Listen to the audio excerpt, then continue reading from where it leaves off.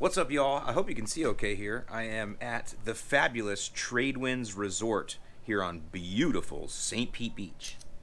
This is not sponsored. I just actually grew up here. So, no, I'm actually at the Real Greene Solutions 2019 conference. I'm here with John Perry and Matt Martin, the Carbon Earth and Greene County FERC guys. They actually are like the premier sponsor of this conference. This is a big conference. A lot of larger companies here who use the Real Greene software, things like that. So I won't bore you with that, but I'm over here. This is my room.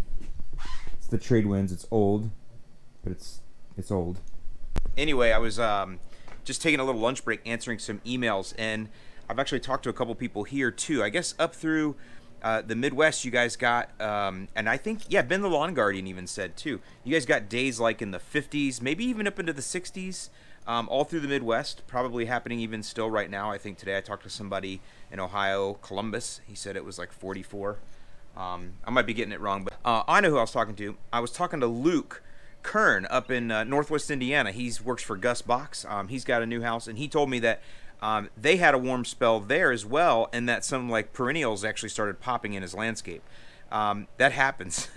That's not good though, because yes, it is going to have an effect. There could be some crabgrass that could start to germinate now in the middle of winter when you're literally defenseless, especially if you overseeded last fall and you didn't put down any late pre-emergent, which most of you don't. I mean, I never did fall pre-emergents really. So yeah, you're unprotected right now. It's just how it works. The thing is, the other question, and this was a question Luke had, was, well, okay, so we got the warm temps now, which, you know, got the soil temperatures up above 55, you know, some stuff may have started germinating. Well, what's going to happen if we freeze again? Well, what'll happen is wherever the crabgrass is, it'll just shut down, and then as soon as spring starts, it'll just start to grow again. Some may die off if you get a really, really hard freeze from this point, but it's not likely. So, yeah, you might have a little bit of an issue, but it's okay. Just stick with your plan. Get your prodiamine down. You know, get things moving.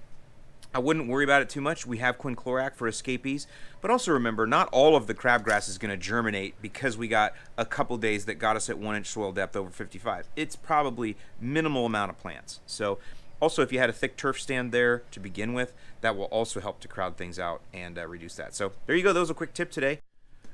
Okay, so take two on this one. This is about an hour later. I just went to lunch and came back, and I was actually talking to Paul Castleberry. They have a new channel, by the way. I'll link to that. It's the brand new Greene County Next, I don't know what they call it, Next DIY, that's what they call it. Anyway, I'll link to it below. Paul's going to run that again. He's back, he's ready to go, and his lawn looks like crap. But anyway, he and I were talking, and I guess they've had a warm spell too, and a lot of rain. So that goes back to pre-emergence again, even for you guys in the South. Now, for those of you in the South, we've talked about it before, the soil never sleeps. She never sleeps. Talked about it before, the soil never sleeps, so you do need to have a year-round type of pre-emergent program. I'm good. I put my last pre-emergent down at the end of October, so I've still got plenty of coverage down here in South Florida, and you should too if you're following along with that year-round program. Speaking of that, brand new pre-emergent guide is going to be released sometime in the next couple of weeks. I've got it almost completely rewritten now, so it's just about ready to go. It's just an edit, and then it'll be out to you guys. So then we'll start talking about that as well on our podcast. So click the link in the description below, and don't forget to subscribe to the podcast. So I hope you've enjoyed this little quick video. I'm Alan Hain, the Lawn Care. Now, thanks for watching, and I'll see you in the lawn or at the beach. Look, the sun's out now.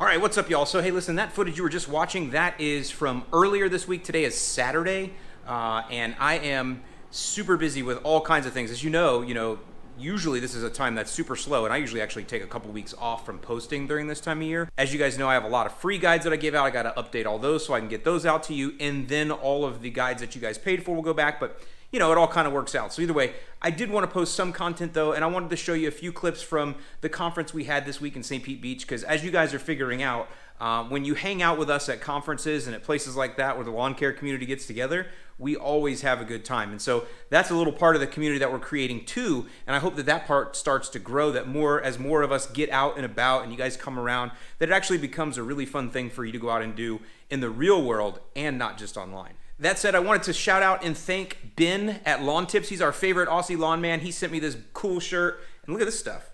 Milo from Nestle. I actually reached out to him and said, bro, send me some Vegemite, because I'm a fan of Men at Work, and in 1980, they talked about a man from Brussels with some giant big old muscles that made somebody a Vegemite sandwich. And ever since then, as a kid, it affected me deeply, and I wanted to try this Vegemite. So I'm not going to do any like LA Beast style stuff coming up, but I did want to say thanks to Ben for sending that. I'll be sending you some cool stuff back too, bro. And then lastly, the tips. I know the tips were a little bit off in this video. So listen, if your temperatures got over 60, Ben the Lawn Guardian, I showed his tweet earlier where he was like outside and he was like, man, it's sunny out and it's great. And I know those feelings, especially when you live in the Midwest where things get really gray. To have a sunny day, you're like getting out whatever you got to do. But his next tweet, he actually was smart enough, I love this, to take a soil reading because he's like, hey, it's 60 outside, but what's the soil at? Apparently the soil only got up into the 40s. So where he tested at, you don't have to worry about crabgrass. However, I mentioned in the text in the video, you do have to worry about hot zones. And so hot zones will be where maybe you have a concrete wall, or maybe you have reflecting light from a window, whatever. Something that might heat up a certain part of the lawn. Sometimes if you have rocks in your landscape, the rocks will heat up from absorbing from the sun, and that'll radiate in the lawn. In those areas, those hot zones, they may have some crabgrass issues, but again, nothing to worry about. In cool season, you stick with your pre-emergent game that you have. It's not a perfect game, but it definitely is there to reduce things. And by the way, what you're going to find is after you keep crabgrass out of your lawn for, 2 to 3 years, 3 years for sure, once you keep that out of there, you're not going to have much of a problem with crabgrass after that.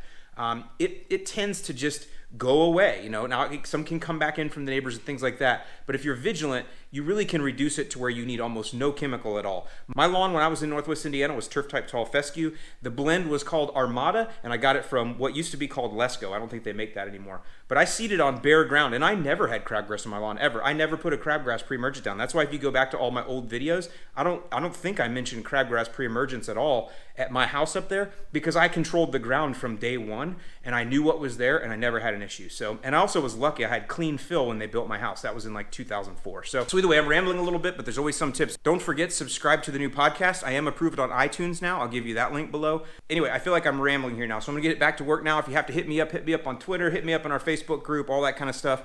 I'm Alan Hain, the Lawn Care Nut. Thanks for watching. Don't worry, winter's almost over, and I'll see you in the lawn.